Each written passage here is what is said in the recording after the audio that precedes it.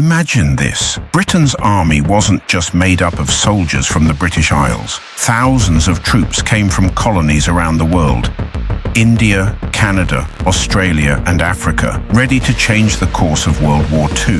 Before the war, Britain's army was relatively small and lightly equipped.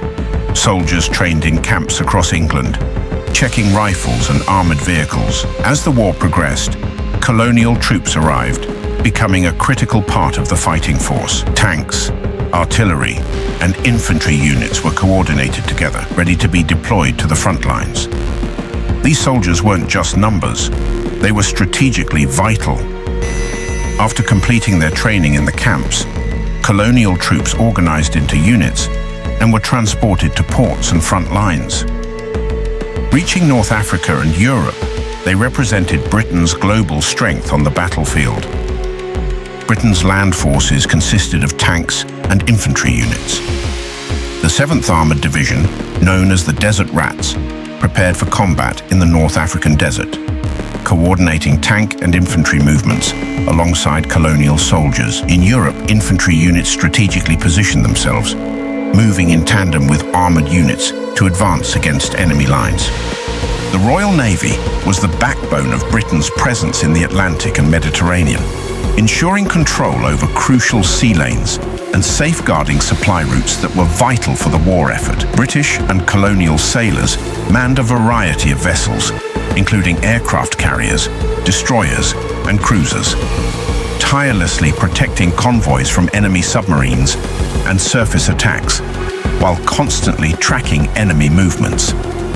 Ships leaving the ports maneuvered with precision, employing strategic formations and naval tactics to counter any threat, maintaining dominance over the seas and playing a decisive, often life-saving role in the outcome of the war. The Royal Air Force, or RAF, defended the skies during the Battle of Britain, standing as the nation's final shield against relentless aerial attacks. Spitfires and Hurricanes took off day and night to protect England, with colonial pilots joining the fight shoulder to shoulder with British aces. Aircraft intercepted waves of enemy bombers, engaging in intense, life-and-death aerial combat high above cities, fields, and coastlines, where every mission could determine survival or destruction. Britain's strength wasn't only in soldiers and weapons, it was also in strategy and technology. In command centers, British and colonial officers coordinated land, sea, and air forces through radar, maps, and communications, carefully calculating every unit's movement to maintain battlefield advantage. In the end, Britain's army stood strong with troops from across the empire. Colonial soldiers, armored unit maneuvers, the Royal Navy's sea dominance, and the RAF's battles in the skies shaped the outcome of World War II. This united force kept Britain standing in its darkest moments, altering the course of history. Follow and subscribe for more powerful stories from history.